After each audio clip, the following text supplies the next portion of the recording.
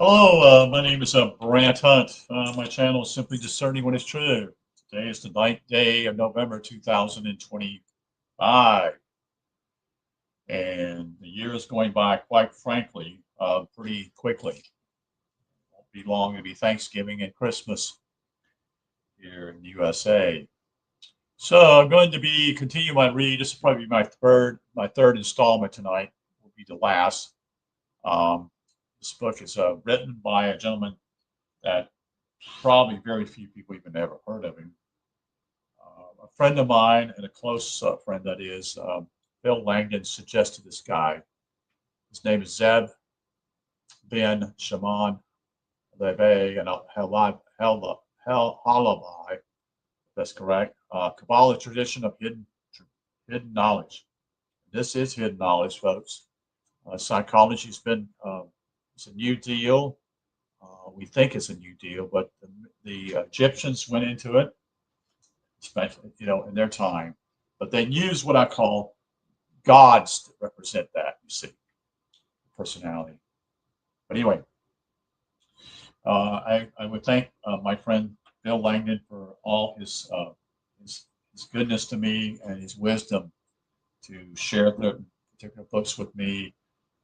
He does those himself. Sometimes they're free. You just simply download them and watch them. Sorry, you can read them in PDF, or you can go to his site, Phil Langdon, and watch his videos. He's done quite a few of them in the years. It's very important to look into this if you decide to do that. So this is chapter 22 called Education.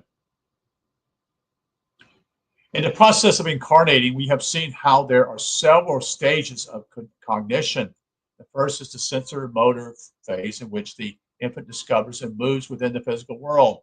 Some psychologists have, like Darwin, related this stage of development to the archaic period of mankind when human beings were learning to live under the most elementary conditions.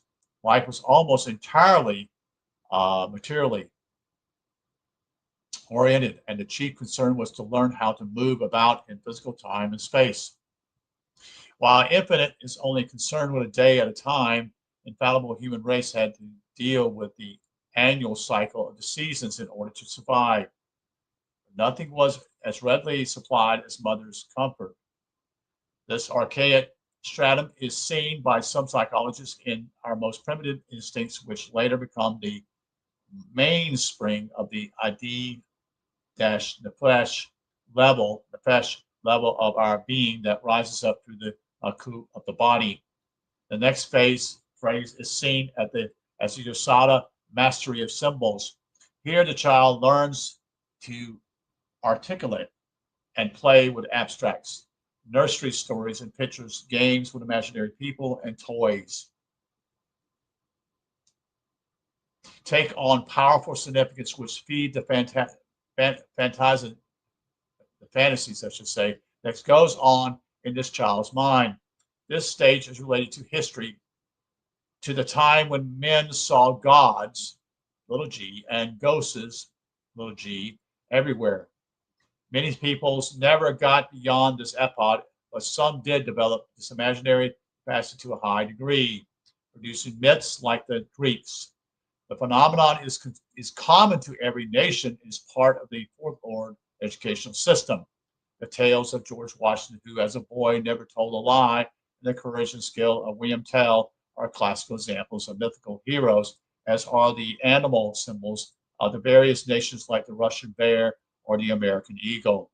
The Nazi Party applied this level of folk symbolism to stir the German people Usada ego into the state of playground bully, while the British Empire was founded upon the desire to please mother, who was well disguised in the collective image of the Britannia and embodied by Queen Victoria. All these roots back to the individual situation when children play out their Usadic fantasies according to the values of their society, be it of the back street or palace yard. This phase is usually complete before the final stage of education has begun to grip.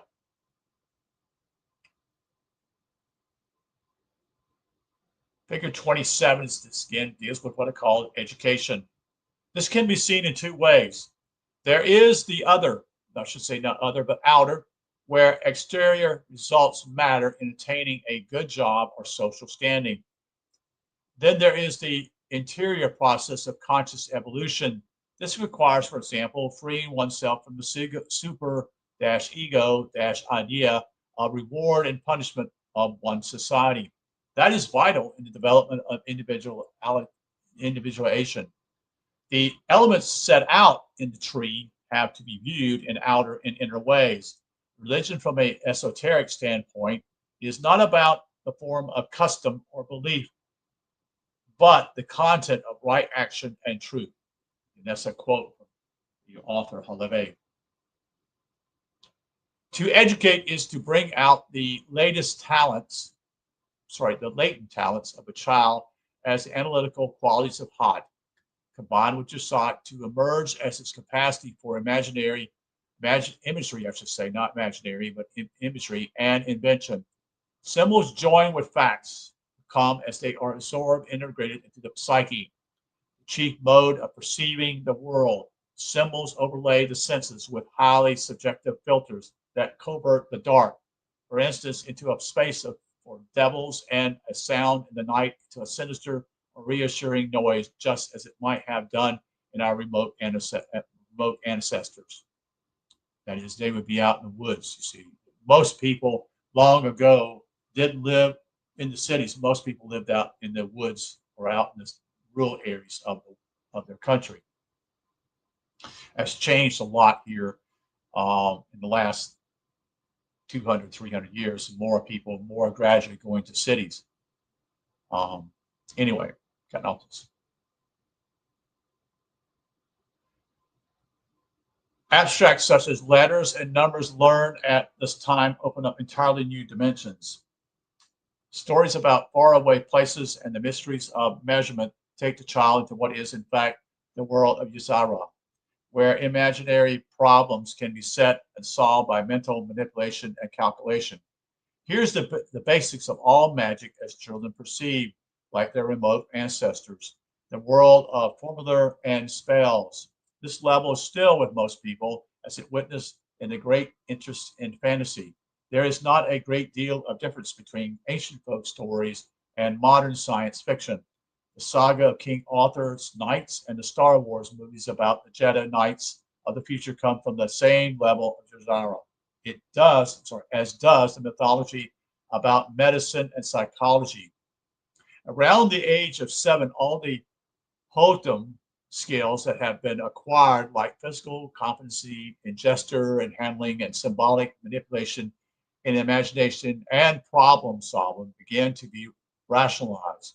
Language and memory are refined, and manual skills apply to many operations.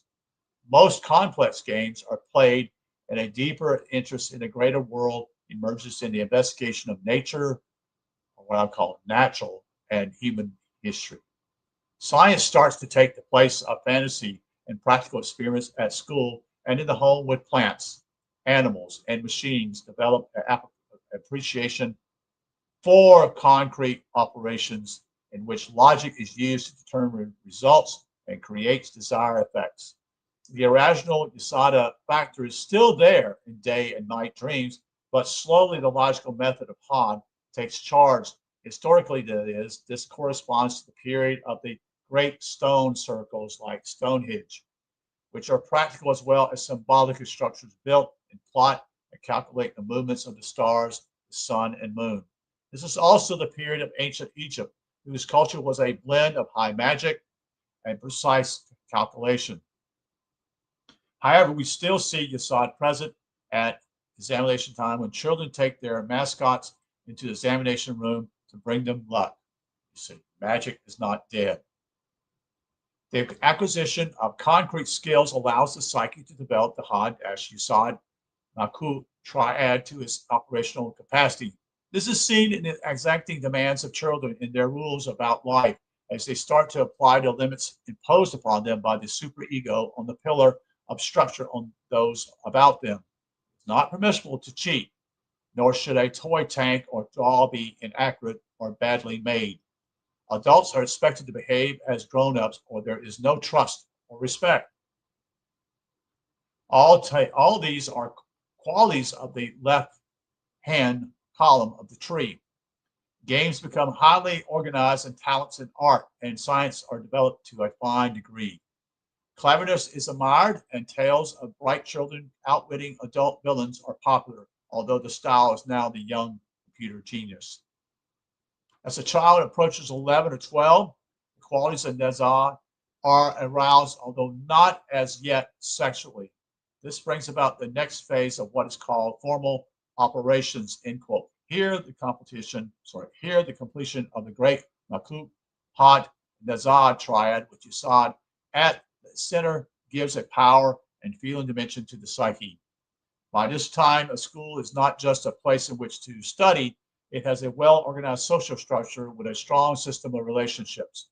Thus, while the Hoden activities are brought to an optimal peak, in which all the general skills needed in life have been learned, so there is correspondence intensity of Nezada in passion, as strong feelings about friends and enemies emerge. Heroes or herons worship occurs as do crazes for this or that. While it is true to say that the psyche can now handle such subjects as geometry or language and even abstract ideas with remarkable skill, the ever-increasing presence of awakening sexuality also arises. This is time when homosexuality also occurs at the Had Nezad axis begins to resonate prior to puberty. Schoolgirls have passions for each other, and schoolboys find themselves intrigued or obsessed by their fellows. Difficulties arise because such feelings are incongruency and taboo. Work suffers and friendships undergo tensions that test long established patterns. In some societies, such behavior is accepted and it runs its course before being transformed into normal sexuality, but in other communities, it is forbidden. And many people pass through their homosexual phase in private. Some individuals, however, do not manage to shift fully from the Had stage to the Nezad and retain androgynous duality of immature sexuality. Historically, the classic Greek period corresponds to the epoch which is brilliant, clever, logical, and merciful homosexuals who produce schools of ultra-potent drama, philosophy, and exceptional refinement in arts and science based upon measurement, mathematics, and the human form, especially the masculine. With the completion and activation of the great vegetable triad, as Makuk, Had, and Nezad comes adolescence. Here, the volition, the power at the base of the right pillar of dynamics comes into operation with the resultant effect of an abrupt decline of interest in the Makuka activities. Suddenly, a acute sensuality is aroused as the body begins to undergo a transformation.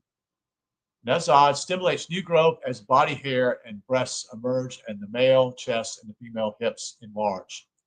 Over a very short period, the psyche, which had been living a relatively quixistic sexual life, is confronted with desires that it has not experienced since early childhood. During infancy, such impulses were checked and trained by parental figures, and the Yasada ego learned to control and hold the ID-nefesh into the right moment or push it into the unconscious. In the teenage years, these desires arise with increased force, but the individual has to cope largely on their own. Some adolescents retreat into the feeling triad in a variety of moods, while others let their passion out in Nezada uproar. Parents repeat holding maneuvers, but they no longer have someone who's completely dependent upon them. The feeling triad of Had, Yesod, Nezad oscillated violently as quarrels and disruptions in the home and between between companions occur until the adolescence begins to relate the triad and the makuk of the body. When this is done, they are ready to produce the next generation, and all interest becomes focused upon the art of courting. Left pillar societies, this is controlled by strict code, and others where the right side of the tree is dominant. Courtships are acted out and sometimes end in pregnancy or even violence, as Nazada energy is expressed in positive and negative forms. From the point of view of the human race, this is the oscillating pattern of history between the streams of Puritanism and Bohemianism. For the individual, here is where he or she begins to become an adult as adolescence shifts consciously slowly out of the vegetable triad, which concerned with reproduction, and into the human animal triad of Had, Nazad, Tiferet, known as the awakening. As the person moves out of the bonding hold of the Usada ego into a contact with the crown of the body tree, which is also the Tiferet of the psyche and Maku of the spirit. So they approach physical maturity and the possibility of individuality symbolized by becoming their quote own end quote man or woman. And that's the end of chapter 22 tonight. We're going to stop that. It's about 20 minutes probably here in this particular recording, as it been in the other ones. So appreciate you being here again. This is a little bit shorter than the other video. Again, what I'm reading simply is the psychology and Kabbalah. And I don't have that book. I'm actually reading it off the internet. And again, you'd like to know a little bit more about this guy. His name is simply, I relate this to you, Zev, Z-E-V, Ben, B-E-N, Shaman, S-H-I-M-O-N, Levi, H-A-L-E-E-V-I. Appreciate you listening. Hope this is stimulating as it is for me, as we can begin to see things here, how things happen in our lives before. As being 65 years old, I can remember certain things. What we're talking about here is a part of growing up. Consider yourself very fortunate. You have good parents, mature parents that can really make it a lot easier in some ways. Sometimes they don't, but in reality, it allows you to grow up. And where you're at today, me and Phil Langdon have talked about this. By the time you get what we call a midlife, which is around 40 years old, things begin to change again. Suddenly there's a different priority with certain people. To other people, there isn't. So that's the way it goes, you see. So someone chooses to go into another arena or something different than what they were at. They're not satisfied, so they're pursuing something different within themselves. So anyway, thank you for being here, and we will hopefully have a chance to talk with you in the near future. Take care. Have a good night.